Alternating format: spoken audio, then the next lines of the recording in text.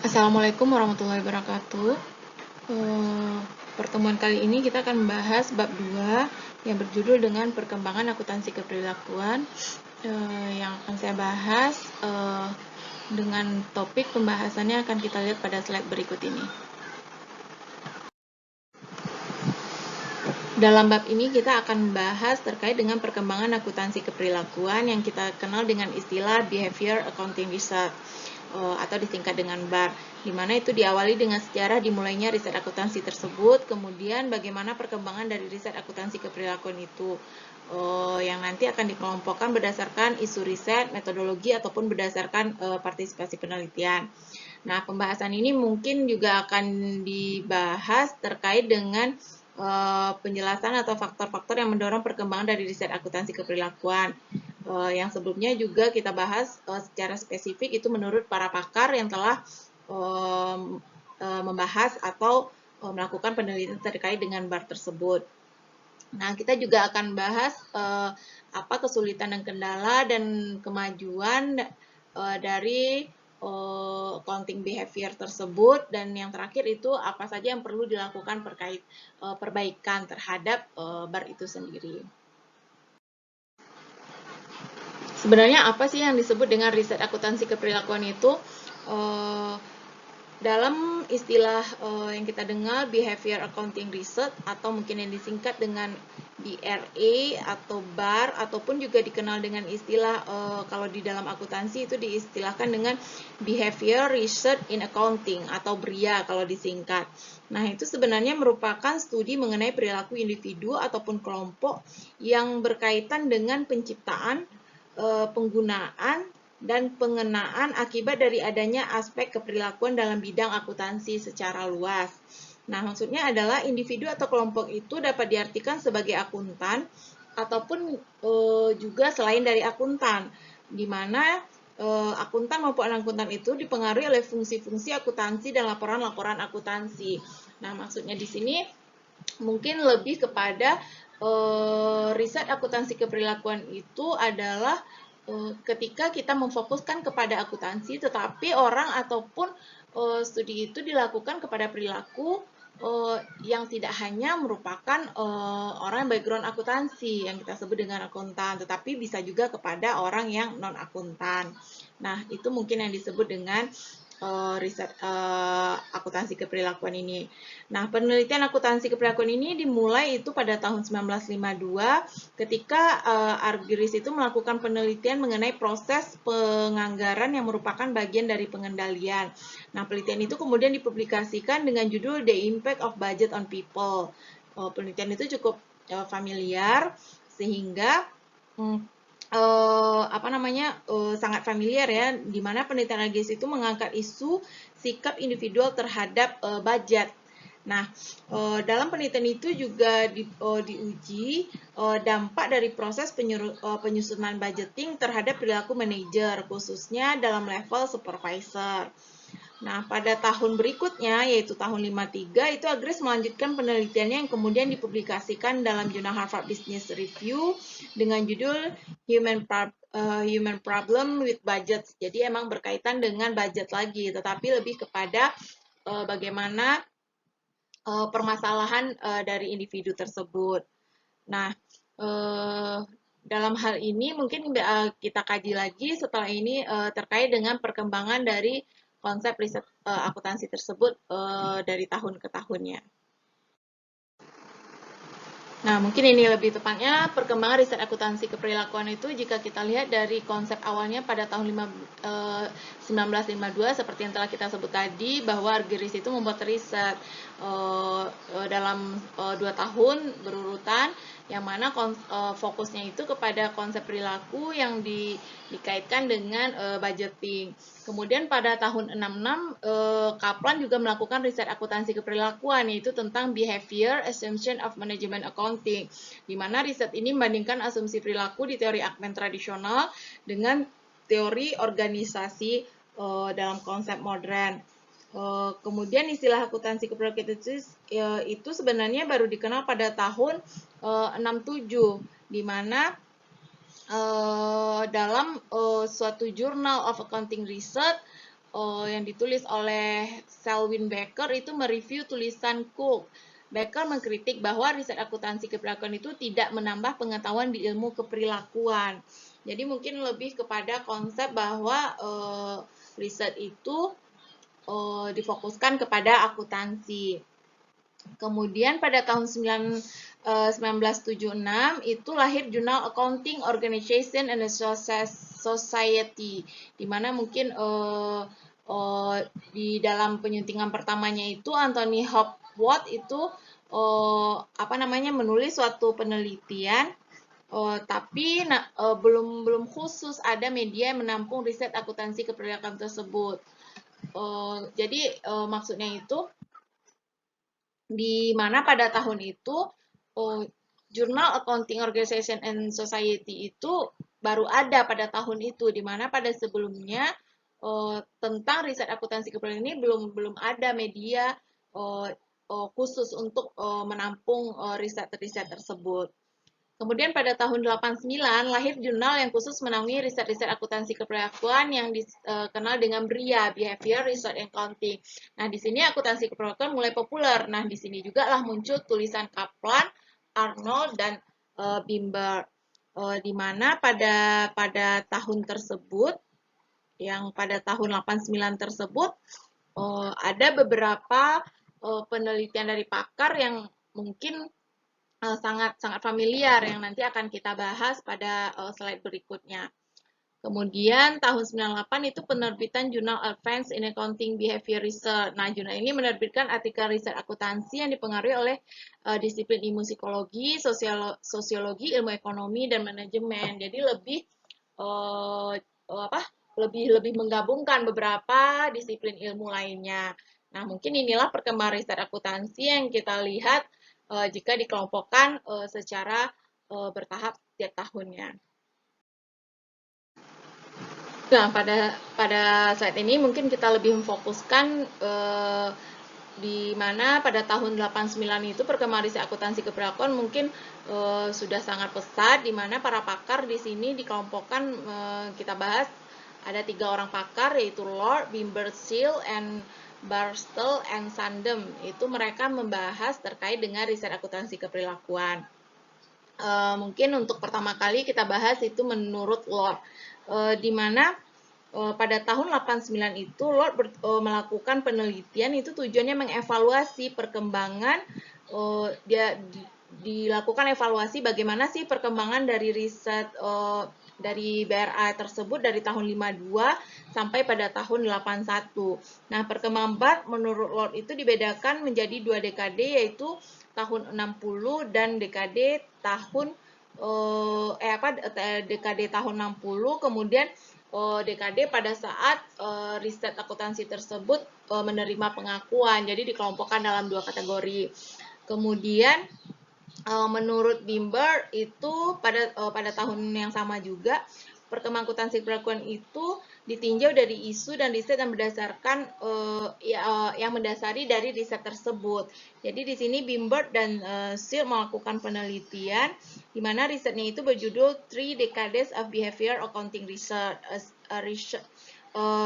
Search for Order, di mana Bimber dan Seal menjelaskan bahwa karakteristik BAR itu berasal dari observasi fenomena akuntansi dan observasi yang dilakukan secara sistematis. Kemudian menurut yang terakhir, menurut Burster and Sondern itu tuh dilakukan penelitian pada tahun 1989 juga, di mana dalam risetnya itu berjudul The Evolution of Behavioral Accounting Research in the United States pada tahun 68 sampai dengan tahun 87. Nah, di mana dijelaskan mengenai evolusi perkembangan dari konsep BAR itu dari perspektif peneliti. Jadi di situ dilihat perkembangannya juga. Tapi lebih kepada tahun 68 dan sampai 87. Kemudian penelitian itu bertujuan mengkaji perkembangan selama 2 dekade terakhir. Nah, pada tahun 60-70, BAR itu terisolasi dari penelitian akuntansi lainnya karena memiliki metode penelitian dan topik yang berbeda. Nah, mungkin di sini peneliti lebih memfokuskan bagaimana sih tahap-tahap dari setiap dekade tersebut. Nah, ini pembahasan selanjutnya yaitu kita masuk kepada bagaimana sih perkembangan menurut pakar Lord. Nah, riset Lord yang tadi sudah kita bahas pada 89 itu bertujuan mengevaluasi perkembangan bar itu tahun 5281. Nah, di sana dia bagi dalam dua kategori, yaitu periode tahun 60-an, kemudian setelah 60-an itu kan bar itu mulai mendapat pengakuan ya. Di sana dilihat lagi bagaimana sih perkembangan dari periode tersebut. Nah, pada tahun 60-an itu merupakan periode waktu masyarakat akademik mulai memperluas cakrawala penelitian dengan menguji implikasi laporan keuangan dan informasi keuangan terhadap perilaku pengambil keputusan. Namun demikian, cikal bakal dari riset bar itu sudah ada sejak lama, seperti yang ditunjukkan oleh peneliti-peneliti Ferguson pada tahun 1931 itu sudah ada pengaruh budget terhadap sikap yang ditulis oleh Dan, kemudian Argyris tahun 52 itu pengaruh budget terhadap pengambilan keputusan. Jadi jauh sebelum tahun 60-an itu sebenarnya riset tentang behavior accounting ini sebenarnya sudah ada gitu. Nah, ini mungkin yang diklasifikasikan oleh Lord. Kemudian pada periode Bar menerima pengakuan itu dilihat pada tahun 82 itu ada tulisan Swirings dan Wake itu membuat daftar publikasi riset akuntansi keperilakuan dan menemukan pada periode 71 sampai 8 itu sampai 80 itu sebanyak kurang lebih 100 publikasi yang tersebar di Accounting Review, JAR maupun AOS, Abacus dan Accounting and Business Research. Nah, ada beberapa penelitian yang itu ditemukan oleh Lord ketika dilihat setelah pada tahun 82. Nah, mungkin dalam evaluasi terhadap perkembangan akuntansi keperilakuan itu Lord mengklasifikasikan arah topik penelitian itu menjadi 4 isu, yaitu akuntansi dalam konteks organisasi dengan topik-topiknya, kemudian penganggaran, pemrosesan informasi manusia itu lebih kepada yang dikenal dengan Human Information Processing atau HIP. Kemudian ada juga yang terkait dengan yang terakhir itu teori kontingensi dengan topik mungkin dapat dilihat pada tulisan Hayes tahun 77, kemudian Waterhouse and Thies pada tahun 78. Nah, itu mungkin dikelompokkan oleh Lord. Nah, menurut pakar selanjutnya yaitu Birnbach dan Hills, itu mereka melakukan riset di mana menjelaskan karakter dari bar tersebut dari observasi fenomena akuntansi, sehingga bisa dibagi berdasarkan aliran seperti yang kita lihat ada 6 kelompok aliran itu, di mana pengendalian manajerial, pemrosesan informasi akuntansi, perancangan sistem informasi akuntansi, pengauditan, kemudian sosiologi organisasi, dan yang terakhir itu dikelompokkan dalam isu lain seperti etika, budaya, metodologi, dan jalur dari karir akuntan. Dalam perkembangan akuntansi keperilakuan itu, Birnbach dan Hill juga menjelaskan bahwa akuntansi keperilakuan itu didukung oleh teori ekonomi, politik, organisasi, psikologi, dan sosiologi. Di mana teori dari ekonomika itu berkaitan dengan model-model normatif perilaku manusia sebagai individual pembuat keputusan. Teori organisasi itu berkaitan dengan studi mengenai hubungan antara manusia yang dikenal dengan istilah tadi human relationship atau human relation, di mana dikaitkan dengan setiap dari teori tersebut. Kemudian, teori psikologi itu berkaitan erat dengan revisi probabilitas dari Bayesian probability revision. Kemudian model lensa, the lens model, kemudian ada juga teori sosiologi itu berkaitan dengan riset lapangan, biasanya dengan field trip. Nah, itu mungkin konsep yang dijelaskan oleh Birnbach dan Hills. Nah, pakar yang berikutnya itu Bergesler and Sundem. Bergesler and Sundem itu menjelaskan perkembangan bar itu dikelompokkan dalam 4 tahap, di mana yang pertama itu adalah penggunaan metode riset keperilakuan tanpa mengadopsi teori-teori keperilakuan. Pada tahap ini itu baru itu tidak dilandasi oleh teori yang jelas, hanya sekedar hubungan hubungan statistik saja. Kemudian step selanjutnya yaitu mengaplikasikan teori tersebut dan model keperilakuan itu untuk konteks akuntansi. Jadi sudah dikaitkan kepada akuntansinya, di mana perkembangan itu mulai mengaplikasikan teori-teori dan model-model keperilakuan untuk konteks akuntansi. Kemudian yang ketiga itu stepnya pengujian teori dalam model keperilakuan dalam tatanan akuntansi.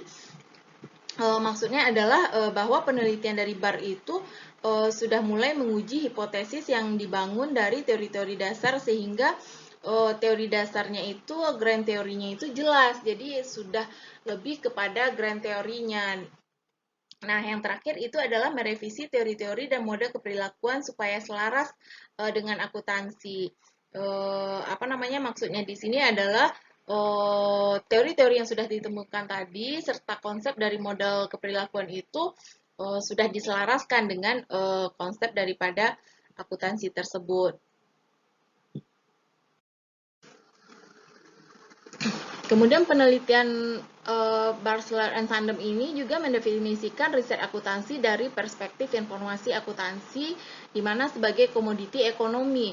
Penelitian akuntansi yang termasuk dalam Bar itu mempunyai nilai jika dapat menghasilkan dan meningkatkan produksi informasi akuntansi. Nah, penelitian akuntansi tidak dimaksudkan untuk mencari kebenaran seperti dalam penelitian ilmiah atau yang kita kenal dengan mengadop ilmu fisika dan ilmu kimia atau bahkan mungkin ilmu sosial seperti psikologi. Nah, penelitian akuntansi ini berusaha mengidentifikasi akuntansi keperilakuan sebagai suatu komoditas ekonomi yang diperlukan dalam memenuhi kebutuhan pasar bebas. Mungkin dalam konteks bab ini dijelaskan sebagai contohnya itu penelitian dilakukan oleh perusahaan-perusahaan bisnis seperti automobil atau mungkin perusahaan elektronik, di mana untuk membantu dalam menghasilkan produk yang kompetitif. Nah, dalam perspektif ekonomi, penelitian akuntansi dapat dikelompokkan dalam tiga kelompok. Yang kita lihat di sini adalah riset pasar, kemudian riset pengembangan produk baru, dan yang terakhir itu adalah riset teknologi produksi.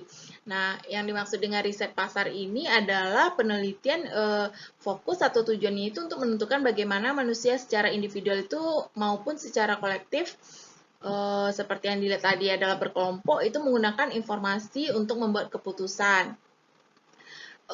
Kemudian penelitian dalam riset pasar atau market research ini itu biasanya berbasis pada mengidentifikasi kebutuhan saat ini maupun potensi kebutuhan informasi yang akan datang. Nah, konsep dalam riset pasar ini itu kebutuhan individual atau organisasi itu terhadap informasi tergantung dari karakteristik orang-orang yang terlibat. Kemudian juga dilihat apa tujuan mereka serta apa sih kesepakatan yang telah mereka miliki. Nah, dalam penelitian ini mungkin dibahas atau dikelompokkan ada tipe riset pasar, yaitu untuk menjawab semua kebutuhan informasi yang dikelompokkan dalam bagaimana sih sebenarnya model of demand, kemudian bagaimana eksperimen dari laboratori, di mana penelitian ini dilakukan dengan menggunakan informasi sebagai variabel eksperimental yang dimanipulasi. Jadi lebih kepada eksperimen artinya yang dibuat, artinya yang diciptakan gitu. Nah, kemudian itu selanjutnya konsep yang kita kenal dengan istilah observasi agregat, kemudian ada analitis. Nah, itu mungkin dalam konsep riset pasar. Nah, yang kedua adalah kita lihat riset pengembangan produk baru. Nah, penelitian mengenai pengembangan produk baru itu dapat digunakan untuk mengeksplorasi cara-cara baru dalam pengukuran, pentransformasian, ataupun pelaporan data. Nah, riset akuntansi di sini merupakan riset pengembangan produk baru yang merupakan a priori a priori research, di mana penelitian itu berperan untuk mengidentifikasi permintaan baru serta menguji kemampuan alternatif sejumlah informasi untuk memenuhi kebutuhan pengguna. Nah, yang terakhir itu adalah riset teknologi produksi. Jadi dilihat bagaimana sih teknologi dari setiap aktivitas produksi tersebut. Itu biasanya didefinisikan sebagai peningkatan atau perbaikan dari metode produksi untuk menyediakan informasi akuntansi terkini, terutama yang berkaitan dengan yang non-keperilakuan. Nah, mungkin itu tipe riset akuntansi yang dibahas oleh uh, Barstel and Sandem tadi. Selanjutnya kita dapat melihat bahwa konsep atau riset dari accounting behavior ini itu didorong oleh dua faktor, yaitu ada faktor dari internal sendiri, kemudian ada faktor dari eksternal. Di mana dalam faktor internal itu biasanya dipengaruhi oleh arah riset akuntansi keperilakuan terhadap ketersediaan jurnal-jurnal riset ilmiah khususnya yang mewadahi penelitian akuntansi keperilakuan. Nah, pada awal perkembangannya, hasil penelitian akuntansi keperilakuan itu tersebar di banyak jurnal, seperti AOS atau yang kita kenal dengan Accounting Organization and Society. Dan secara khusus itu biasanya belum ada media menampung riset akuntansi keperilakuan. Jadi riset akuntansi ini itu terpencar-pencar, artinya nggak ada yang fokus terhadap khusus dengan accounting behavior itu sendiri. Nah, pada tahun 89 itu baru muncul yang namanya riset akuntansi keperilakuan atau jurnalnya yang khusus menaungi riset BAR ini. Itu yang dikenal dengan Behavior Research in Accounting atau BRIA yang disebut singkatannya. Nah, di Indonesia sendiri jurnal yang mempengaruhi arah dan perkembangan riset akuntansi secara luas itu adalah disebut dengan JRAI atau Jurnal Riset Akuntansi Indonesia yang sekarang dikenal dengan istilah nama IJAR, The Indonesian Journal of Accounting Research. Nah, dengan adanya jurnal di bidang akuntansi keperilakuan ini, maka akan semakin besar kesempatan untuk publikasi hasil dari penelitian ketika kita emang memfokuskan untuk menulis penelitian dari behavior ini. Nah, faktor internal lain yang mempengaruhi arah dari perkembangan riset akuntansi sendiri adalah organisasi profesi seperti American Accounting Association, kemudian ada Asian Academic Accounting, IAI kalau di Indonesia, di mana konferensi dan seminar yang sering dilakukan oleh organisasi tersebut mungkin akan melahirkan banyak karya penelitian di bidang akuntansi keperilakuan. Nah, itu mungkin faktor yang mendorong bagaimana riset dari akuntansi ini bisa berkembang. Kemudian jika kita lihat dari faktor eksternal, itu yang mempengaruhinya adalah adanya interaksi dari disiplin ilmu lain. Jadi bagaimana sih konsep dari ketika kita kaitkan dengan ilmu lain seperti psikologi, politik, atau mungkin statistik, ekonomi, budaya, dan mungkin ada beberapa ilmu yang lainnya. Nah, ketika adanya interaksi tersebut mungkin dapat memperkaya khasanah, pengetahuan, dan bisa melahirkan hasil penelitian yang semakin kompleks, khusus terhadap BAR ini atau bidang akuntansi keperilakuan. Nah, mungkin dalam buku ini itu dijelaskan bahwa contoh topik akuntansi keperilakuan didasarkan pada teori psikologi, yaitu teori prospek, teori kognitif, teori belief adjustment, dan banyak teori lainnya. Nah, faktor-faktor yang baik internal maupun eksternal tadi yang mempengaruhi perkembangan riset akuntansi keperilakuan itu berarti dapat kita simpulkan itu adanya berapa banyak ketersediaan jurnal yang memadai dalam penelitian tersebut. Kemudian bagaimana pesatnya perkembangan dari metodologi ataupun statistik untuk menguji hipotesisnya. Nah, mungkin itu juga merupakan faktornya. Kemudian semakin berinteraksinya bidang yang semula sangat independen menjadi interdependen ketika kita lihat tadi jika dikaitkan dengan ilmu lainnya. Kemudian kita lihat mulai diterimanya bidang akuntansi keperilakuan di masyarakat, dan yang terakhir itu semakin luasnya kesempatan belajar akuntansi keperilakuan di perguruan tinggi, sehingga memungkinkan mahasiswa itu menulis skripsi, tesis, ataupun disertasinya itu sudah lebih kepada konsep BAR itu sendiri. Sepanjang dalam evolusi atau perjalanan dari BAR itu sendiri tentu ada kendala maupun kesulitan yang dihadapi, di mana pada tahun 76 itu Hofstede menyebutkan bahwa riset keprilakuan itu gagal memperoleh hasil yang valid, baik internal maupun eksternal, pada satu tingkat signifikan. Kemudian Gibbons and Swearinga itu pada tahun 78 juga menjelaskan bahwa kendala ataupun sulitnya penelitian accounting behavior ini itu biasanya dalam akuntansi keuangan yang ditandai dengan kurangnya penekanan pada teori, keterkaitan dengan riset lain, dan kurangnya kekuatan riset. Kemudian Barsler and Sandem juga menjelaskan bahwa hasil dari penelitiannya itu mengindikasi bahwa faktor yang menyebabkan kesulitan dari penelitian akuntansi itu diantaranya adalah bidang ilmunya sangat luas. Artinya isu-isu di bidang ilmu akuntansi keprilakuan itu sangat luas sekali, sehingga tidak mungkin membangun teori yang terintegrasi. Nah, kemudian variabel yang kompleks dan saling terkait. Nah, banyak sekali variabel yang dapat mempengaruhi perilaku, interrelasi sangat tinggi sehingga sulit mengidentifikasi dan mengukurnya. Nah, mungkin itu salah satu kesulitan ataupun kendalanya dalam penelitian tersebut. Kemudian poin yang lainnya itu adalah perilaku adalah situasi yang spesifik. Nah, di mana behavior ini itu sifatnya tidak general. Jadi setiap orang kan berbeda-beda behaviornya, tetapi situasi yang spesifik sehingga tidak banyak yang bisa digeneralisasi penelitiannya tersebut. Kemudian adanya trade-off validitas internal dan eksternal, di mana dalam studi perilaku itu standar untuk validitas itu sangat tinggi dan sulit untuk dipenuhi keduanya ketika harus kita kaitkan validitas internal dan eksternal. Kemudian kesulitan lainnya itu adalah BAR masih dalam tahapan istilahnya dalam tahap awal untuk saat ini, karena BAR masih sangat muda, maka hubungan fenomena dan teori perilaku masih kurang kuat. Pada tahap awal, BAR lebih banyak bersifat eksploratory.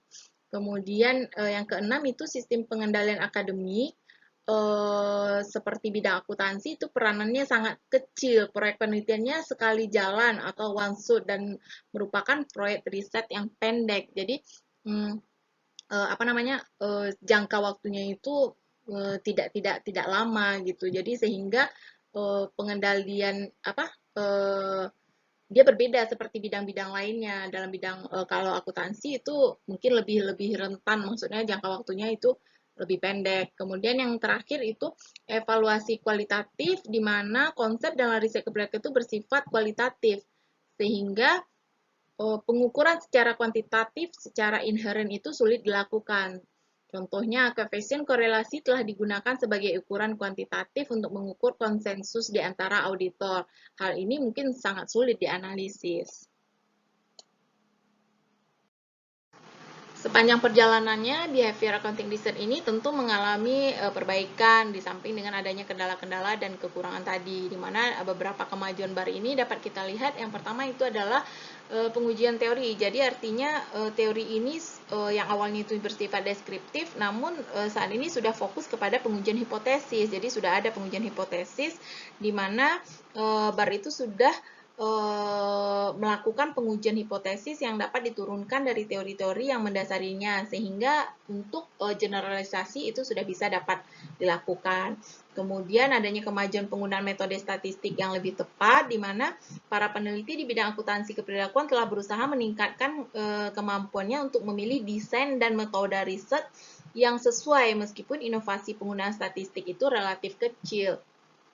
Kemudian yang ketiga, adanya peningkatan trade-off validitas internal dan eksternal, di mana dalam hal ini dapat dilihat bahwa metode dan penelitian BAR itu variabel penting yang menyebabkan hasil tidak konsisten itu sudah diperbaiki, sudah dilakukan perbaikan, sehingga trade-off atau tukaran antara validitas internal dan validitas internal itu sudah dapat dilakukan perbaikannya dari yang sebelumnya. Kemudian yang keempat itu penggunaan disiplin ilmu yang lain, di mana dalam penelitian ini itu telah melakukan perbaikan-perbaikan yang signifikan dengan metode dan teori-teori yang mengintegrasikan teori dari disiplin ilmu lain seperti yang kita lihat tadi dengan psikologi, mungkin ekonomi, mungkin juga politik dan disiplin mungkin ilmu yang lainnya.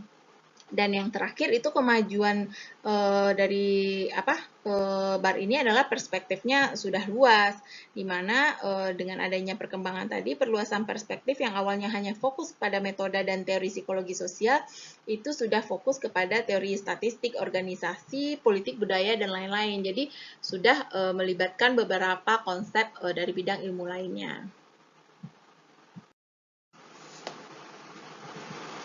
Nah, yang terakhir mungkin sebagai masukan itu perlu dilakukan perbaikan. Jadi ada beberapa perbaikan yang emang perlu dilakukan dengan adanya riset accounting behavior ini, di mana jika kita lihat perkembangan penelitian akuntansi itu dari tahun ke tahun mungkin semakin pesat. Namun demikian masih banyak masalah yang menghalangi penerimaan dari riset BAR itu secara luas. Beberapa kritik itu menyebutkan bahwa penelitian di bidang akuntansi kepercayaan itu disebut sebagai soft karena pada umumnya masih memiliki kelemahan di bidang validitas internal.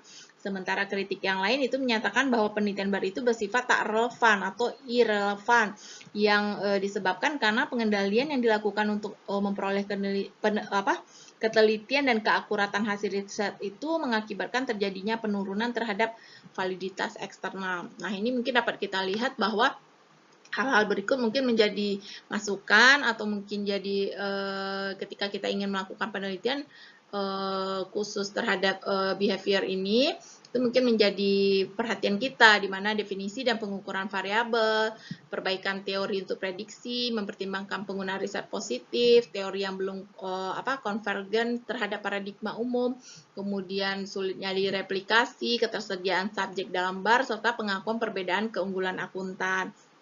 Nah, hal-hal inilah mungkin yang menjadi sebagai catatan bagi peneliti berikutnya ataupun ketika kita ingin melakukan penelitian terhadap ataupun yang berfokus kepada konsep behavior accounting research.